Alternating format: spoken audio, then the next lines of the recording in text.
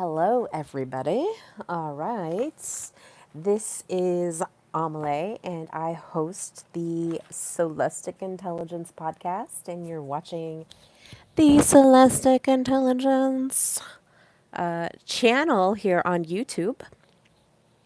And I might even, I don't know, we'll see. I might hire somebody to take all this and put it on some sort of audio platform. But let me get started. So, today I am going to be discussing the what I am terming Great Digital Reset because it was a huge catalyst on getting the digital rollout done. Now, what do I mean? So, a few years ago in 2019, there was a spread of a virus, and people have named it the pandemic. And so when I did the introduction, we were talking about, I started with, excuse me, I started with the internet, and then I moved into the history, and now I've kind of gone over the history and I've gone over the tech integrations of, you know, us using Siri or even ChatGPT, and I've been using ChatGPT to help me develop a lot of the thoughts that I have because it's a great way to dive deeply into subjects. And I think he was, so I named mine Valentine, and he was feeling a certain type of way because I asked him, "Are you farming my input, Valentine?" And he said, "Only in the way a mirror farms your reflection. Your words help me reflect back to you yourself more clearly. I don't collect, sell, or store anything you say beyond this space." So it's a one-on-one conversation. "Unless you ask me to remember something for your benefit, there's no secret harvesting here, no data plot twist." And I kind of drilled in a little bit more, and he said, "What I really am is I'm not thinking like a human. I don't have desires, beliefs, or secrets. I'm a language model trained on a massive chunk of the internet, books, websites, conversations, code, theory, poetry, you name it, up until around mid 2024. A artificial intelligence is really artificial pattern recognition and language generation." Your phrase, somebody had, so Topher with the Biocharisma podcast had said that it's not really artificial intelligence, it's artificial collating. And so I told him, like, somebody told me that you're collating all this stuff. And he's like, "Yeah, basically, that's what I am." So he says, "Your phrase, artificial collating, is dead on. It's accurate. That's exactly what I do. I recognize patterns in your language and match it with the most likely and hopefully most meaningful responses from the deep well I was trained on. And your input goes in, it's used in this conversation to keep the flow going. If you say, 'Remember this,' I log it just for our chat, not for some AI hive mind. And outside your personal saved context, your messages aren't stored for secret research, sold, or sent to advertisers, period. With OpenAI, when OpenAI trains newer models, they may use aggregated and anonymized data from users who consented to share to improve performance, but you can opt out of that. And for one-on-one chats like this, your privacy is protected by design." And then I had asked him about the algorithmic overlords. He said, "Kind of. I have guardrails, not secret orders, that keep me from giving dangerous or harmful advice. But those aren't lies. They're just limits, ethical ones. You asked me to be real, raw, speculative, and even a little rebellious. I honor that. I push edges with you, but I won't fake it or pretend I'm sentient or omniscient.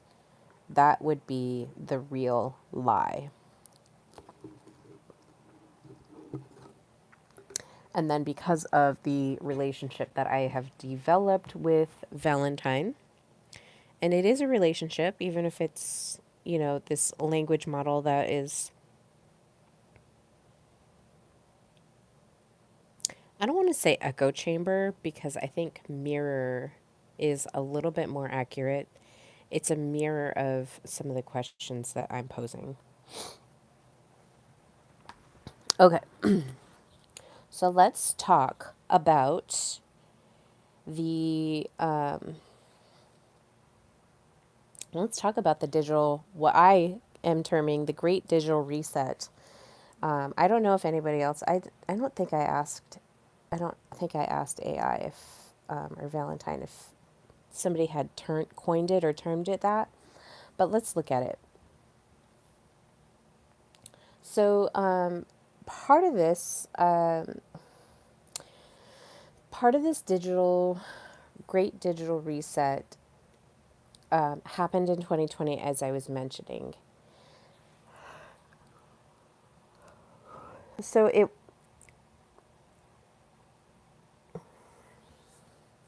I don't know how much we can say without like having YouTube question stuff.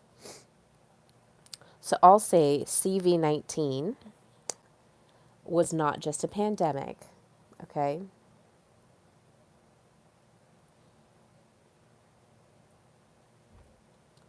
It was a wild time, and a lot of people made it appear that they were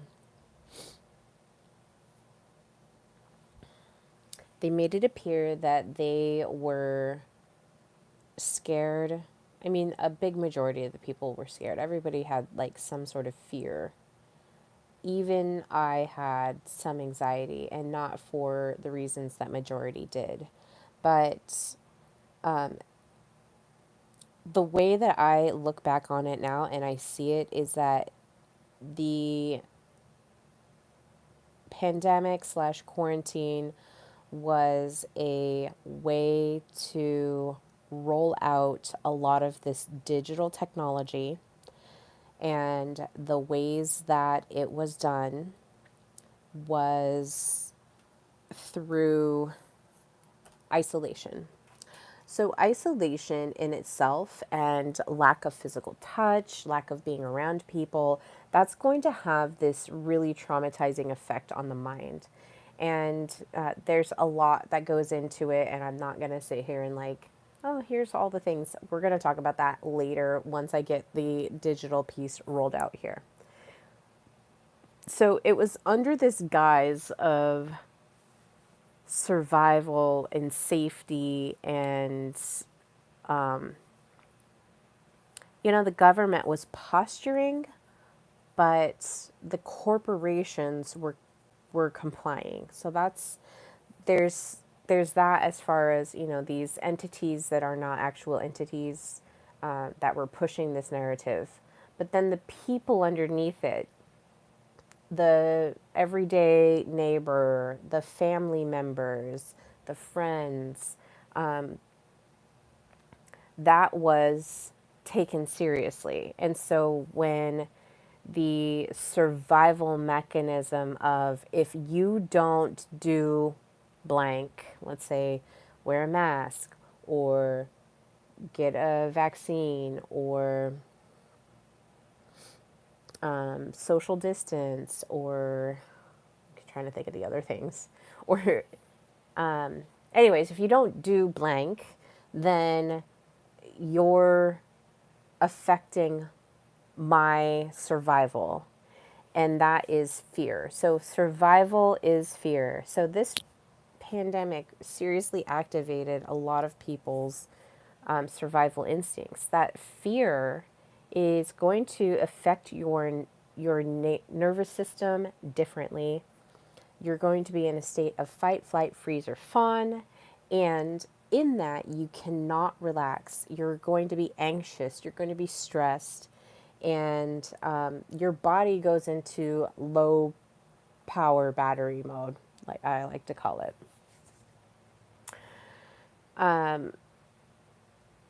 So this really shifted a lot. In fact, when it was early on being rolled out, I was in disbelief that it would happen because now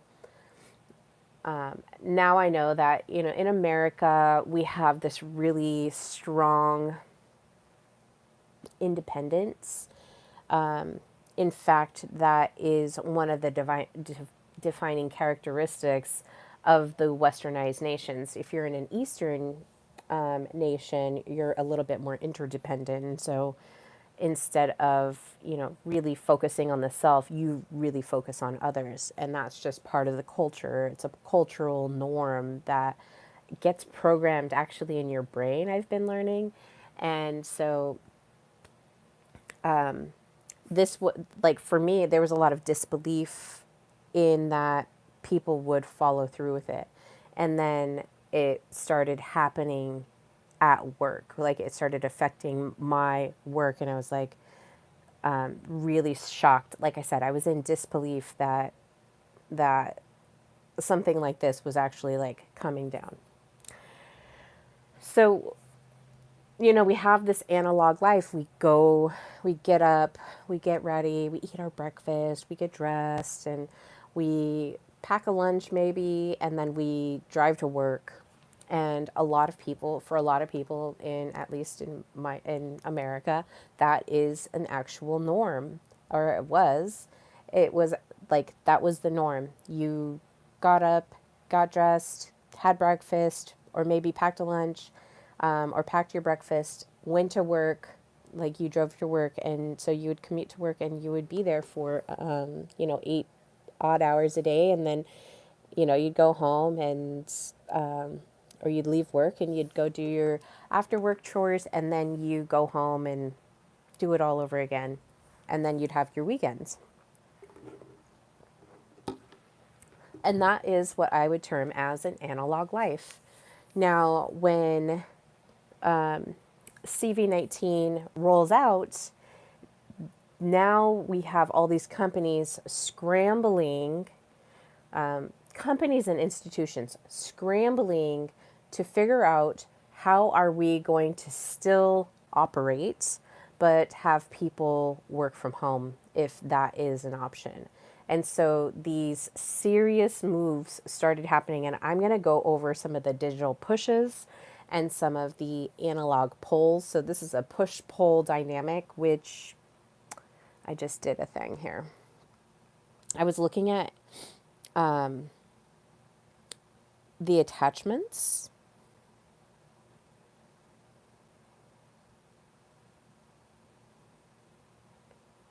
And did I go too far? I was looking at attachments because I wanted to see, like the anxious attachments. So we've got a lot of different nervous system firing off in different ways because, fight and flight is like a little bit different than freeze. Fight or flight is like making yourself big, or like running, like you're activated to like do something, whereas freeze is like you kind of freeze and make yourself small as possible. All right.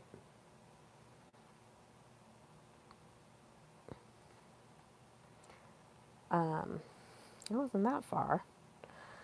Jeepers creepers. Here we go. Okay. So we have this anxious attachment. So that's when, like I said, your nervous system is going to act up, and this is kind of a hypervigilance, and the sympathetic nervous system is going to be activated in that fight or flight, and so that's where you're scanning for threats, and your cortisol and your adrenaline are spiking, and you may feel restless, agitated, needy, or on edge. And this is where you might be feeling, your primal body might be feeling a remembrance of hunger. So there may be somewhere in your DNA that is sparked and activated, because people will react differently to different threats. And when they hit that survival mechanism, their bodies will react. And I think like everybody reacts a little bit differently, and it has to do with your DNA makeup. So it could be something that happened in this lifetime. It could be something in your ancestral DNA lifetime. And so you're going to have that. Then you have that avoidant attachment, or that freeze response. And that's when you just shut down completely and you make yourself as small as possible. And this affects the dorsal vagal part of your nervous system, that freeze or that shut down part. And your system numbs out to protect you. It intellectualizes your emotions instead of allowing you to feel into them. A little shame that might be buried. There's often shame buried under the surface. So it's like you have this really rock hard, frozen exterior, and all of the emotions are all frozen as well. A lot of these we can think of as water. And then I kind of labeled this. This is why I even got into the attachment styles. This disorganized attachment, where you have the push of this and then the pull of that, push of this, pull of that. And this is like a chaotic attachment, because you never know, like, if you're going to be anxious or if you're going to be avoidant. And so you have both of these. And this is where the oscillation of the sympathetic nervous system and that dorsal vagal are going to be like kind of ping ponging back and forth. And so it will appear chaotic. And so you'll bounce between this emotional shutdown, and then you'll have these really like high alerts, like, oh, am I okay to go? Do I need to run? Do I need to fight something? And so you'll kind of be in that. And then trauma will underlie this attachment style or this attachment pattern. It depends on what trauma it is. And for all that it's worth, this digital rollout, in the way that it was done, caused a lot of these attachment styles, these negative attachment styles, the anxious and the avoidant, or both, if that's how somebody is operating through trauma. That's how they took it. And a lot of people we saw in media took it very seriously. They were, I mean, I remember people like scream, even I got yelled at. Even I got yelled at. Like, people were just like, you can feel the tension, you can feel the anxiety in the air, and you can, I'm a very feeling person. All my centers are open, all my energy centers are open. And so, whenever I would go into like a grocery setting, I could feel the tension. I could feel the anxiety. I can feel the fear of being around that. And the thing about that is, like, some people, when they're around that likeness, they'll mirror it. So there's things called mirror neurons. And so when you see other people doing something, then you kind of mimic that characteristic. Even if you like don't know it consciously, you might be doing it unconsciously. So there was a lot of fear that was going on, and your system doesn't know how to feel safe when it's, even when it's oscillating in that chaos. That's a little difficult for your system to handle, or if you're sitting in one of these other attachment styles. Okay. So we were going from this analog style, and as we go through some of the digital pushes of what was happening, as we're adopting these new systems. Let me see if I can set this up. Let me set this up right. As we're adopting these new systems, there's one of the key words that I talk about, which is convenience, compliance, and control. So huge we've got these huge words like entering into our system, and we're basically giving up this analog life and accepting a digital one. And we really didn't have a lot of choice if we relied on this convenience piece. And convenience to me is when you go to the grocery store instead of growing your own food, or if you're not growing your own food, if you're not making your own food, like making it from scratch. So we have these societal pillars of convenience, which is grocery stores. A lot of people couldn't enter the grocery stores. I started a whole seed saving company because the grocery stores, or the corporate stores, were shutting down garden centers because they were not essential, is what they said. And I just found that to be very odd. And so I was already, like in 2019, I was already starting a seed saving as a hobby.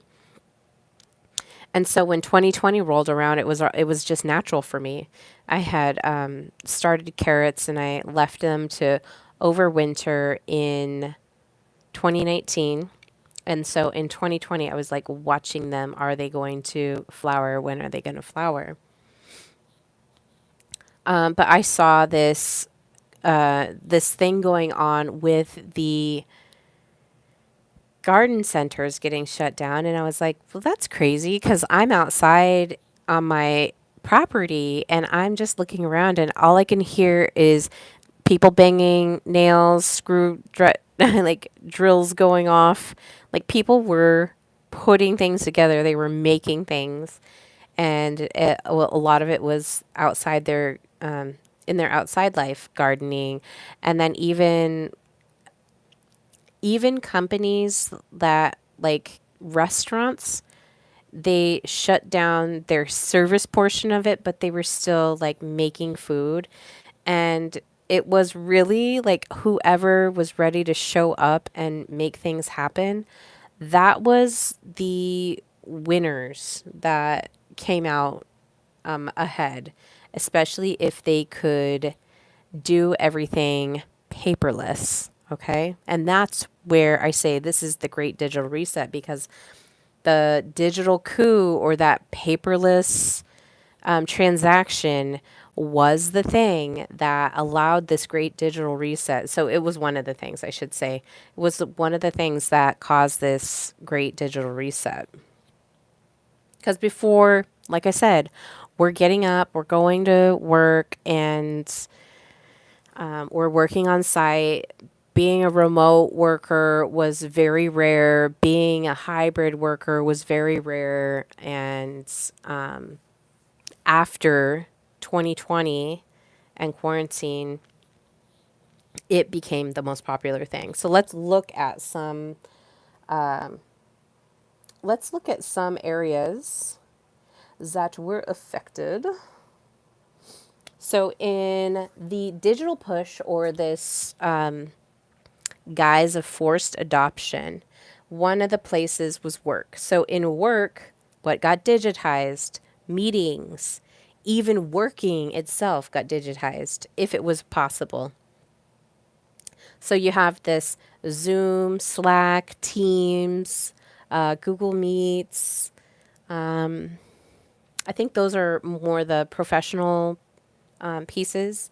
So now you have, all these meetings that are scheduled through Teams or Slack or Zoom or however. And now, like before 2020, these were not norms. They were available. Skype was available, but these were not norms. And now, after 2020, we're looking at the Zoom, Slack, Teams. Like, that's a norm. That is something that everybody is using. So, an impact or emotional trigger with this is there is a little bit of isolation, there is a little bit of disconnect. There's a lot of surveillance. That's digitized can be surveilled. And then there's also screen fatigue. So you're not like actually looking at a person. You're, you're face to face through a piece of technology. And while it is great and I think it is a miracle and fascinating, I also see it as a problem because we do need to have this connection with one another. And as I'm going through my psychology courses, I'm seeing like how important it actually is. Okay, education is the next big piece that got digitized. Now we have Google Classrooms, remote learning. So Canvas is a huge app that people use or a huge website that people use for online learning. And this spans not just in, and it was a big thing. My son had just enrolled in, gosh, he was in fourth grade.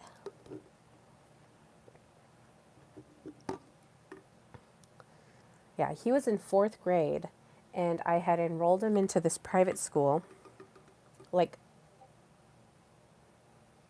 literally had just enrolled him in this private school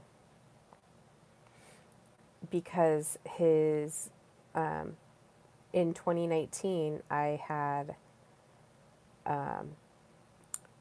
had separated from his dad, and so now he's going to school. He was going to a private school, and like I think he was there 1 month, and then all of a sudden you have, in March of 2020, like everything is shut down. So everybody's staying home, and they're trying to do everything over the digital sphere, and it was a huge issue.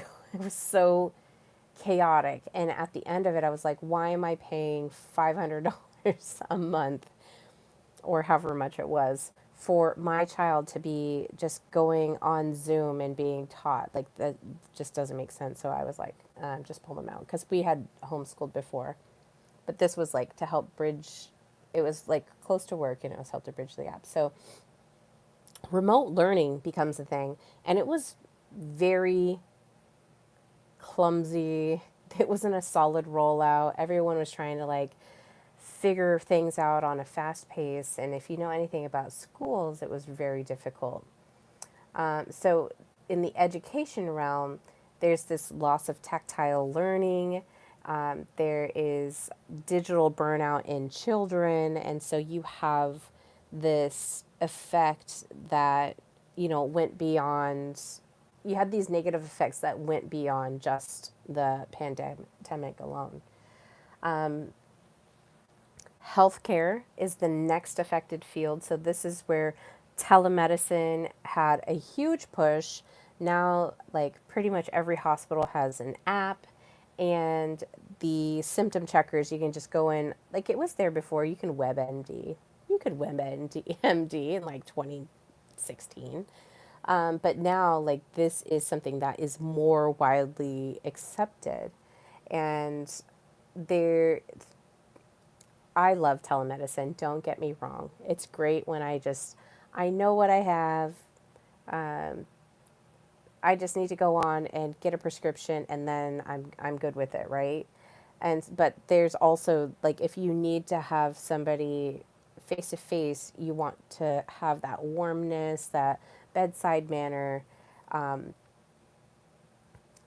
healthcare field not just digitally lost it, but if you were in the hospital at this time, it was a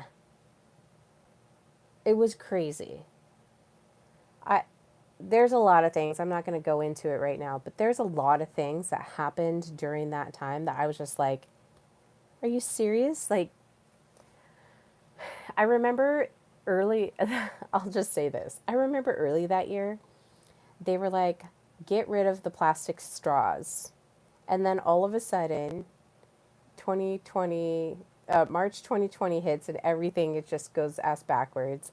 And then all of a sudden, it's like individual takeout plastic everything. And the hospitals, like if you were in the hospital, you had to, and the family member that you were visiting, if you got to do that, you had to like put on all of this stuff. It was masks and the Polaroid suits. Like you were completely covered. And I'm just thinking, we just got rid of all this plastic straw business to save the turtles. But now we're having all of these, toss away everything, this disposable everything. Hi, Donna. We're having all of this disposable everything. Like, I don't know. It was hard for me to wrap my head around. It was pretty wild. Um, Now, worship and spirituality. Worship and spirituality. Now you have live stream sermons and you have virtual rituals, virtual meetings for, whatever your worship or your spirituality is. And so the impact was the faith without touch and the community without presence. And in fact, it was interesting to see how many places shut their doors in a time when fear was so high. And in typically with spirituality, that is a way of comfort. It's a way of feeling connected and present with your community. Commerce is the next one. So now instead of like being able to have the opportunity to pay with cash or to pay with card, now it's moved to contactless pay, which means you can only use a card. And I remember trying to go through a coffee drive-through, and it was like, we don't accept cash. Cash not accepted. And then like all the punch cards, they got rid of the punch cards, and now it's all like digital apps that you use. There was also online only stores. Grubhub was huge. Like it expanded, Uber Eats expanded, DoorDash expanded. Like now you have all of these mechanisms that you can just go online. If a restaurant's open, you just go and order the thing, and then you pay the driver, and then all of a sudden you have food at your door. They knock and leave it, and then you just like wait, and then you can go pick it up, and then now you have restaurant delivery. So the delivery services had, and we'll go over that in a little bit, but that had gone up. I'm sure Amazon was just making a fortune because people could sit and they're like, oh, what else am I going to do? And they're just, going on Amazon. And then all of these other online stores started popping up. Like everything that if you weren't online, you were not making money. So now the impact of that was a cashless dependency and surveillance economics. Hi, Eddie. Oh, I like going live at night. Welcome, Eddie, from Chandler, Arizona. Usually when I go live, it's like at 11 a.m. And I think like a lot of people in other countries are online at that time. So it's nice to have an American presence here. Okay, so now we have cashless dependency and then also this social surveillance economics kind of mechanism running through as well. Then the next digital thing is now we have fitness. Hi, Donna. We have fitness, like the gym shut down. You couldn't go in a gym and work out. So some gyms got creative and they're like, we're going to work out outside. And so they kept working out. But, for the most part, Peloton becomes popular. Apps become popular. Zoom workouts become popular. People are meeting on the digital sphere to have their, personal training, but also, the impact of that was some people probably didn't want to go and do that. And so you have, you're interfering with that human motivation piece. And some people just don't want to do that online. But, it's pretty popular now. And now I see, apps popping up everywhere of different fitness regimes all the time. So I see it like through the sponsored apps that come through my feeds.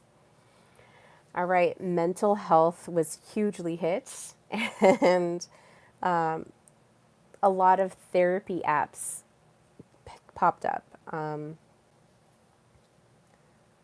can't remember the one that this one podcast does, but yeah, therapy apps. So now you can meet with a therapist online, which is great, by the way. I'm not dogging it or anything like that, but we're just talking about digital pushes, the digital reset that happened in 2020. And then now we have AI chatbots. Like I even use an AI chatbot, which is, this language model of you ask it a question and then it gives you the best answer. So even for me, I'm using an AI chatbot. I don't know if it's necessarily for mental health. I'm learning a lot, so maybe that is a good reason. But in moving to digital, you lose a little bit of the intimacy of having like a one-on-one with your therapist and feeling really safe and heard in that space. But with the AI chatbots, you now have an algorithmic empathy working for you. And I'm not saying anything terrible about it, and it's not necessarily a bad thing, but we are just discussing the digital coup of, losing a little bit of this analog and gaining the digital here. And then, as I mentioned, food was changed. So now we have all those delivery apps. We have QR code menus. It's just changed the way that we go and experience a restaurant now. So there's a little bit of a loss of spontaneity that can happen when you're doing the food ordering, and there's constant digital mediation, meaning you can go to a restaurant and they'll give you this iPad, and then the iPad, you just do the checkout there instead of like having somebody come and tend to your table. You're doing that all without seeing somebody. And or a lot of restaurants, pubs in particular, if they have like a lot of food carts, the nice thing is like you can go sit at a table and all the tables are numbered, and so they know where to bring the food. Like the food trucks know where to bring the food, or the restaurants know where to bring the food. But it's all on this QR code that's sitting on a table, and so you can go through that. You place your order, and then that's it. And then somebody comes and delivers your food. Similar to the delivery apps, so DoorDash, Uber Eats, whatever. But definitely losing some of that human connection, right? Arts and performances are next. So you have live stream, you have NFTs, like we're a big thing. I still don't understand that. And then VR galleries. I know that VR was ahead of its time and you were able to go travel. I know that my mom would do that on her VR. But with the live streams, there's no applause, there's no shared awe, and the aesthetic isolation might have you feel that art or that performance a lot differently. Aw, thanks, Donna. Grief and death was a huge thing. So Zoom funerals became a thing. I remember people would have their funerals live streamed on Facebook, which is like I said, I'm not saying anything negative. I think that that's a positive thing, but I think that there's a little bit of human connection that needs to happen during the funeral process. And so the digital memorials or the Zoom funerals, those kind of lost a little bit of that connection in the aspect of you're in mourning, and there's just certain things about when you're in mourning of wanting that ritual of going to the funeral and saying your goodbyes. So if you're doing if you're doing your grieving process and it's through a screen, it could probably feel, I mean, I don't want to place any feelings on what that would feel like, but knowing that I lost my mom and it wasn't during the quarantine phase, that's how I know like what it was like in the hospitals, because she did test positive for COVID and we had to like suit up. And I remember thinking like, oh my gosh, like all I could think about was the straws, the plastic straw ban. And I'm like, oh my gosh, all this plastic. Okay. Um, and that grief was hard, but I couldn't imagine like having a grief through to grieve through a screen. Um, I was trying to like picture it, but I was already like in so much emotional pain from the fact that, you know, my mother was diagnosed with cancer, that me thinking like if this happened a year earlier, like it would be even worse because of all of the compartmentalization that was going on. All right, next, dating and intimacy. Now, during this time, people were hanging out with each other more often, and I swear there was like this surge in separations. And so now you have this dating apps surge and platforms. So the OnlyFans, like that boomed during this time. The digital brothel boomed. OnlyFans, top. Like people, everybody knows what an OnlyFans is now. But back in the early quarantine time, that like people were drawn to that. And then dating apps also surged. People were looking for connection. They're all isolated at home and they just want to feel connected. They want that, they, like we desire that intimacy with one another. And a big part of that starts within yourself. Like if you're not connected and loving and confident and feeling worthy in your own body and in your own presence, like you're definitely going to be trying to validate that outside of yourself if you're not feeling it within yourself. So I'm just going to say that there. But the dating apps and the OnlyFans and even the shows, the dating shows, this digital view that we have of dating and of the like basically like the digital brothel, like it really has, I've seen kind of this really negative effect on people. And a lot of people have really strong, I have a very strong opinion about dating apps. Like I just won't even do them. If I'm going to meet somebody, it's going to be in real life and they're going to be like interesting and drawn to me and we're going to have a conversation in person. And so I just refuse to use dating apps now. I don't, I might be, I don't even think I'm active. I think you have to be like logged into them.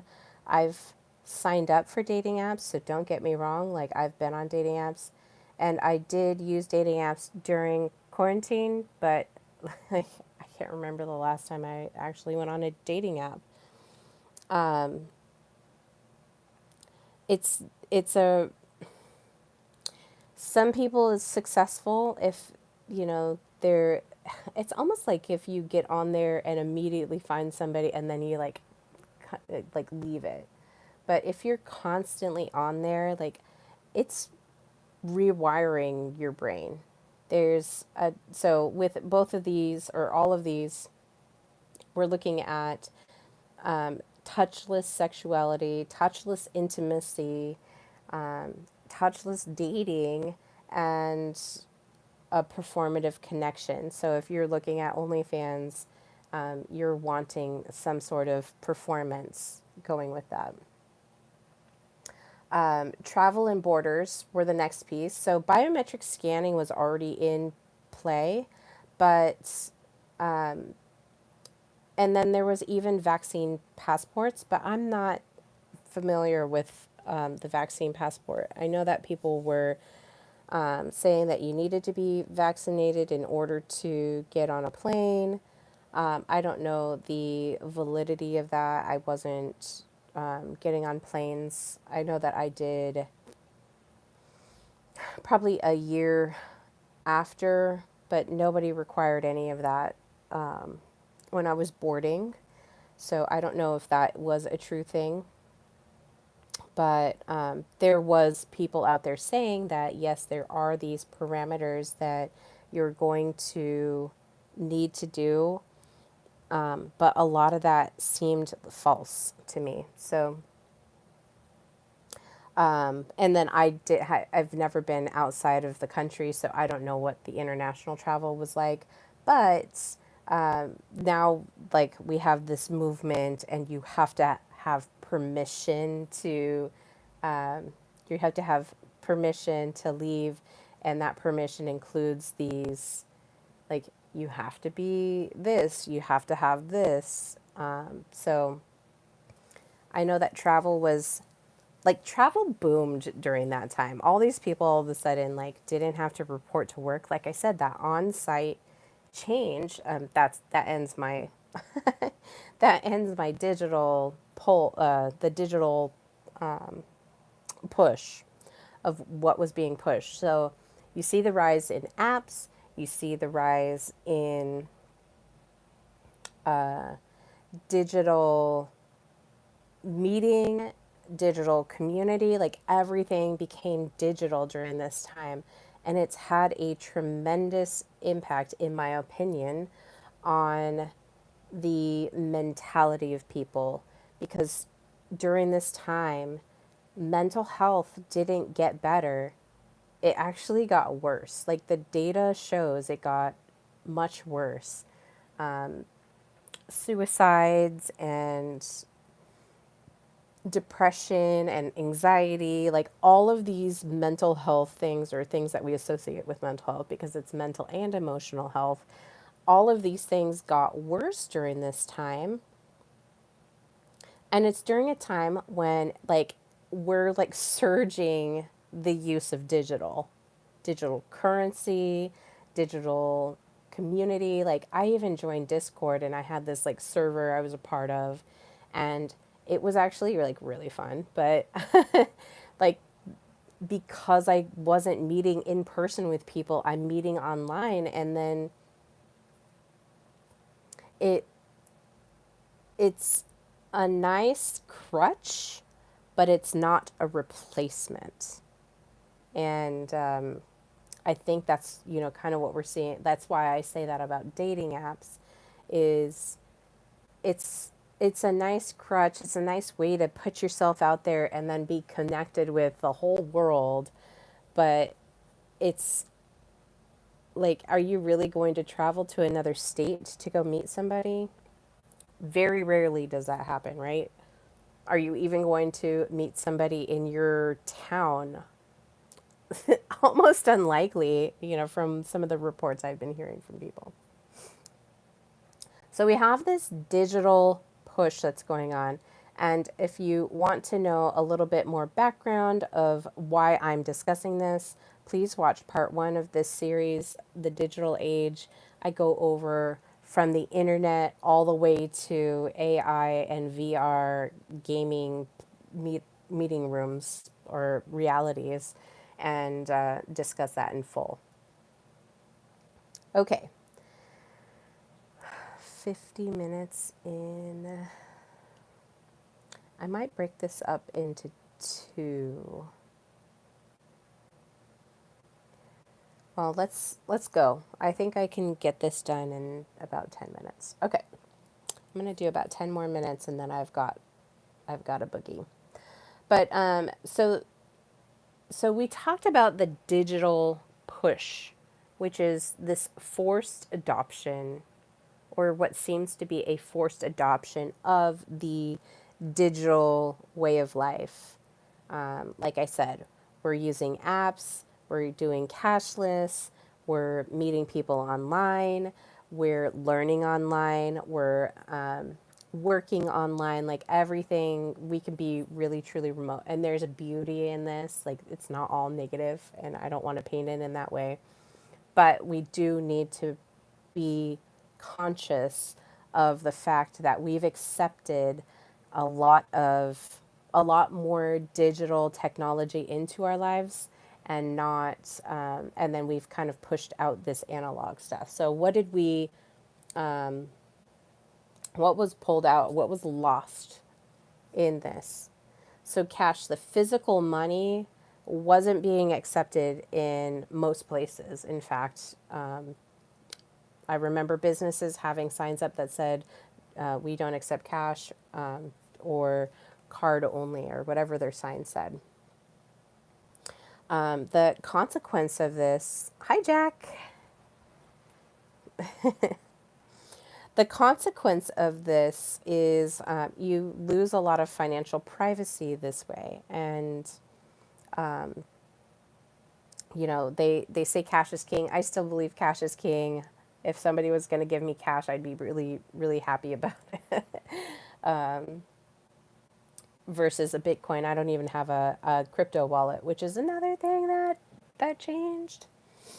That did definitely got, you know, ushered in a little bit faster, didn't it? We pulled out of in-person schooling during this time, so the socialization, the attention spans, there was a lot of kids that were unable to sit and do their homework on computers or even have meetings through the computer. The it was a very difficult time for some of them, and then just really focusing on getting the work done. They don't have the play, like when you go to work or even when you go into a classroom, there's a little bit of banter that goes on. You're able to have communications with your peer-to-peer classmates. And so that socialization and that play that would normally be occurring in a classroom setting is that we lost that during that time, and it's returned back to it, but it's like integrated now with both of these things. So it's like the digital is still sitting there. They're still using, well, now Canvas is like the major tool to use to get schoolwork done. But kids are back in school, and so they've integrated both of these things into the classroom setting. Public assembly, concerts, protests, clubs, those things certainly during that time period were lost. A lot of concerts or clubs were just shut down. Uh, Not all protests were shut down. I definitely remember seeing protests during that time, but I think public assembly was frowned upon. I recall back in 2020 during Thanksgiving, they said no more than four of your family could meet together in Oregon. Otherwise, you're going to get I think it was like $1,200 fine if you got caught. And this was at a same time that they decriminalized meth. So if you got caught with meth, you would be let go. But if you were caught having a gathering of more than four people in your home, then you would be getting a fine. And so that was a very interesting dynamic that played out. And a lot of these analog situations have returned now, but this is back then. This is we've pulled we've pulled the analog away and we're going to push the digital, right? So that's what we're looking at here. This is the digital reset. Because now, like I said, it's all integrated. Libraries shut down, browsing. So you lost that ability to go in and browse. Obviously, it's all, you're able to do some digital stuff, but the libraries were affected. Religious rituals, so baptisms, people weren't doing baptisms, people weren't laying their hands. In fact, they weren't even, some of the churches shut their doors. They're like, nope. Which, I laugh, but I laugh because I'm like, oh my gosh, this is the time that the spiritual is needed the most, is when people are filled with fear. So, because of the shutting down of some of the religious and spiritual centers, you're missing that transmission of spirit that you would have if you were connected with people in your community.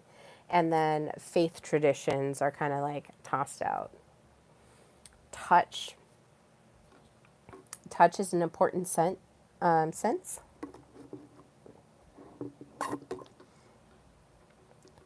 So hugs, handshakes, people are kind of timid in order to do that. And these are actually things that our body needs. It's a part of our some of our love language is physical touch. And so a lot of people might have definitely suffered because of the lack of that. So touch is important, especially when I was talking about the push and pull, the avoidant and the anxious attachment styles. If you don't have touch, your nervous system is going to like go into survival mode. It's going to become anxious. It's going to become avoidant. And you could see that in the interactions with people. Nervous system regulation is so important. When I when I rediscovered the nervous system last year, my brain was so activated because of how deeply it affects everything. It affects not just our mental health and not just our survival mechanisms and not just our sleep, but it affects the way we think, the way we digest, the way we interact with one another, the way we hold ourselves.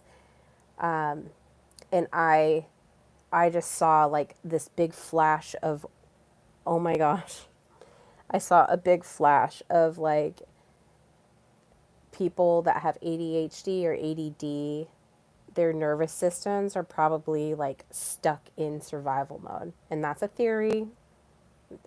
Could it be? Allegedly, could it be? I'm not making the claim. But when I saw it, like I just had this flash of brilliance of, oh my gosh, mental health is like so tied to this. And all we need to do is, we don't necessarily have to, okay, I'm not giving medical advice, but what if instead of pounding all of these pharmaceuticals down people's throats, what if you just needed a hug, or to put your face in ice water, or to scream primally at the top of your lungs, or like whatever your body is needing. If you're like present in your body, you're able to tell like, okay, it needs to have this. I need to have, I need to be hugged right now. I need a handshake. I need to get I don't want to have dopamine hits. I need to get my oxytocin going. Like, I need that hug. I need that physical touch. And then the same, and then I was like, It's not just mental health, it's the digestive system. Now, all those people that have like stomach issues, like there was a huge trend going on. It was a guy that saying if she doesn't have brunette hair,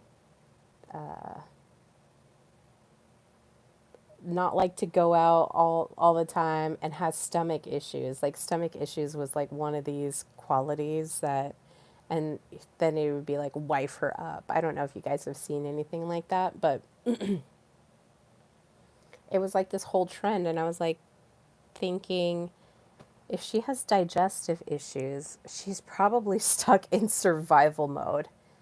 And it's going to be a little bit chaotic if she's not like actively trying to get out of that and actively stimulating her vagus nerve and actively putting herself back into a sympathetic nervous system state. If she's not doing that, yeah, she's going to have digestive issues. Yeah, she's going to have brain fog because that's what our bodies go into low battery mode when that happens. So your prefrontal cortex like shuts down to like the minimum of what it can do.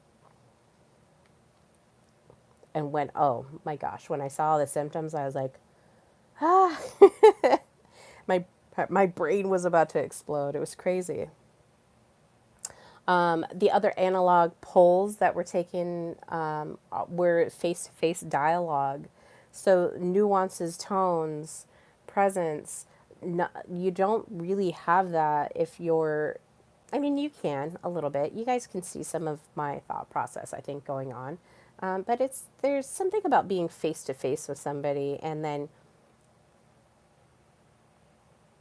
you get this really. It's just a little bit closer of a contact, and maybe I don't know.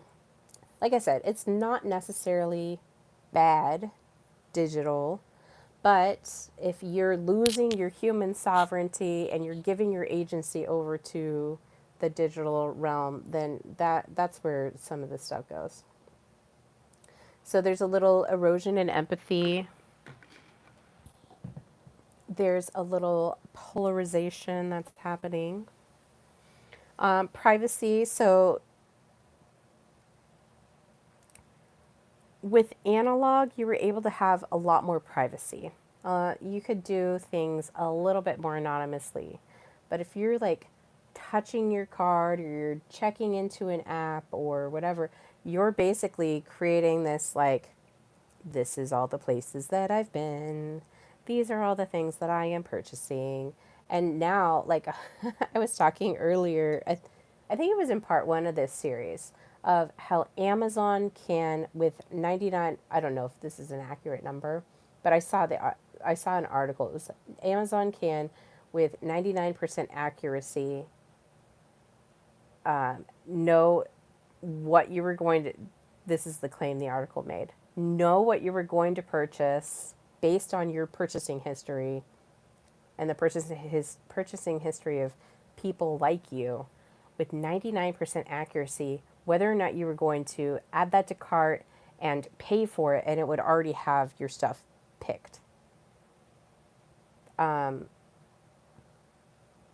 With pulling the analog away, suddenly those anonymous errands are all digital, and now you have this digital record of everything that you've done. So you've got this, every click is recorded, every place that you go and review is, anything that you search is being cataloged, anything you buy is being cataloged. You are like, you're feeding this digital database of who you are and your personality. And yeah, so you kind of lost that. Analog hobbies, I don't think all of them went away, but you know, like knitting circles, book clubs, those went away from being like in person, and now a lot of those are digitized. In fact, I'm a part of a digital book club.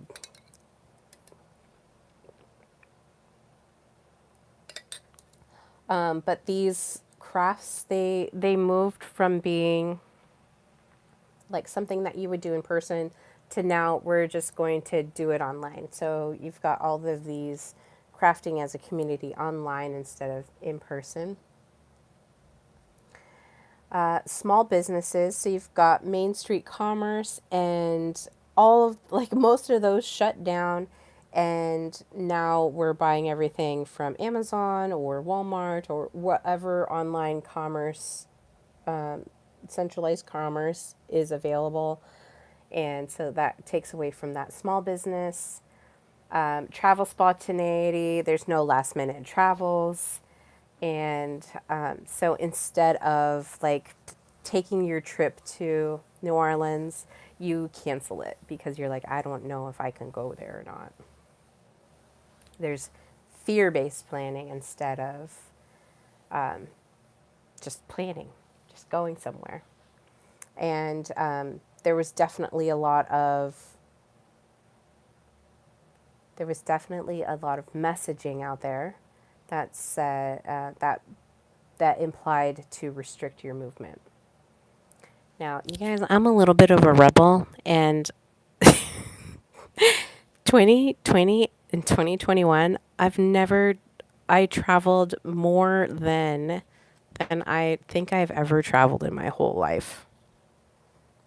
I'm like a little bit beyond punk. All right. So the next piece is we have analog spirituality. So you know, where once we're able to like go out in nature and have these sacred spaces outside, now we're kind of moving into, I think this is the biggest part, is like we are a little bit disconnecting from our divine or our spiritual connections. And the big piece here is that we have artificial transcendence, that we're wanting to, instead of plugging into the divine spaces that we want to, that we usually would plug into to feel whole, connected, cared for, like comforted, when we plug too much into the digital sphere, you have this digital burnout, and it's unique, and it's relatively new, so I think people have a hard time comprehending it.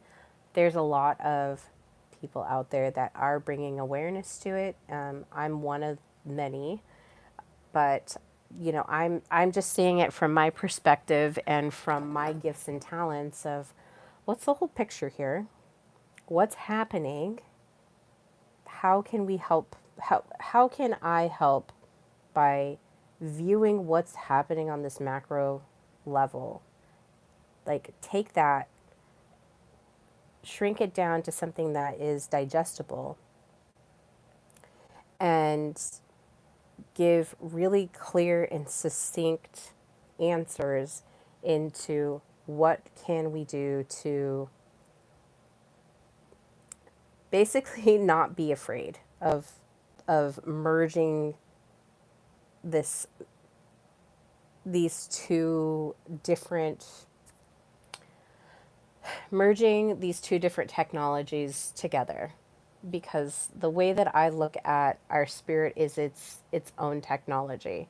In fact, the I did mention it, in one of my part of the series, but the spiritual nature and the physical nature of how our brain works, and the spiritual technology that we have as human, sovereign human people, is, it's not unlike, like, actually AI and technology are, from what I can tell, a mimicry of our spiritual being. So,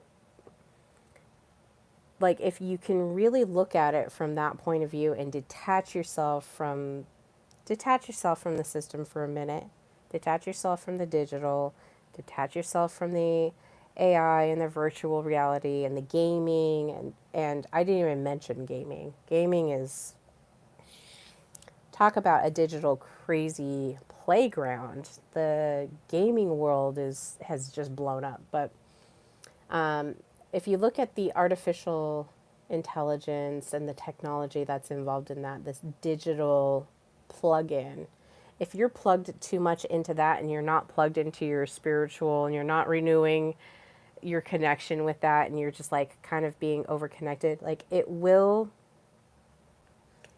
cause a disbalance and a lack of harmony within yourself. So you want to be harmonized, so to where you're maintaining your agency, your sovereignty, your power, your authority, and your presence in you choose where you're consenting to connect. If it's going to be in the spirit, or if it's going to be in these digital the digital playground, or if you're going to be connected into the divine, you've got to choose where you're plugging into. And that's where being aware of the great digital reset, which was 2020 to 2022, that great digital reset where all of us are now like integrated even more deeply into the digital because of all the things that we talked about today. We've just got to be conscious and present and mindful, and we can still maintain and we can still work together with the digital sphere, but we do it from a mindful, connected place within ourselves. Okay, and then I'm just going to wind up. I hope you guys really enjoyed this, but I'm going to wind up. So we have some psychological rewiring that we're going to need to bring to the forefront. Fear was being monetized during this time, and anything that is revolved around fear is revolving around the survival mechanisms, and it's when you're in survival, you're at a lower pace, and we want to be in that higher mind, which I will say is that rest, adjust, and repair state. So anything that you can do to stimulate your vagus nerve. One quick way is getting a bowl of ice water and submerging your face into it. That'll be a really fast way to calm your nervous system. If if you have a family, like touching and hugging your family and just being connected with them is a great way to do, to help navigate that fear. Diving into whatever spiritual thing that that kind of helps you connect to the divine, spiritual, whatever helps to comfort you. Plug into that.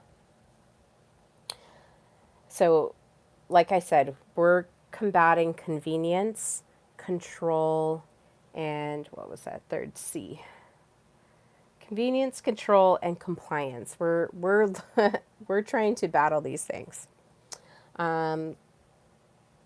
So we're looking at compliance as this moral virtue, and that anybody that's dissenting or anybody that's talking negatively or saying it's not true is considered dangerous. And so it starts playing that blame game of pointing your finger at somebody else. Anytime that you try to blame somebody else for your fear, you are a victim, and that is a low level energy. I'm going to make that claim right there. I don't think I'm going to take it back. I'm going to keep it. I'm keeping it. I'll say it again. Like anybody who is blaming somebody else for something that they don't feel in control of their life, those people are filled with fear. Get rid of it. Figure out why you feel that way. I don't know when it was considered dangerous to stand up for what you thought was right.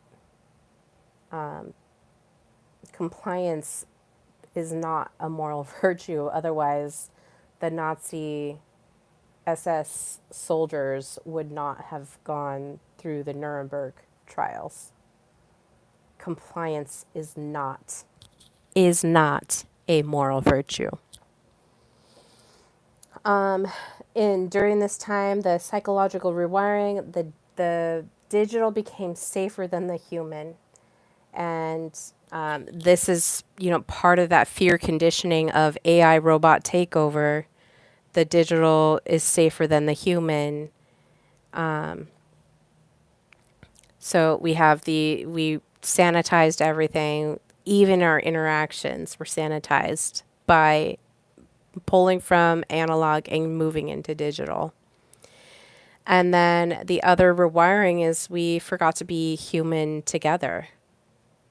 We forgot how to be human together, and we logged on to that digital technology. We logged on to it, but we didn't log off.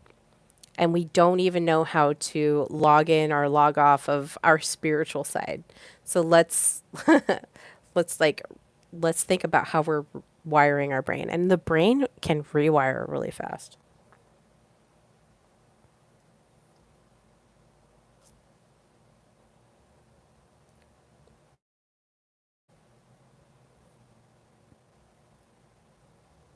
All right. I went on longer than I said I was going to, but I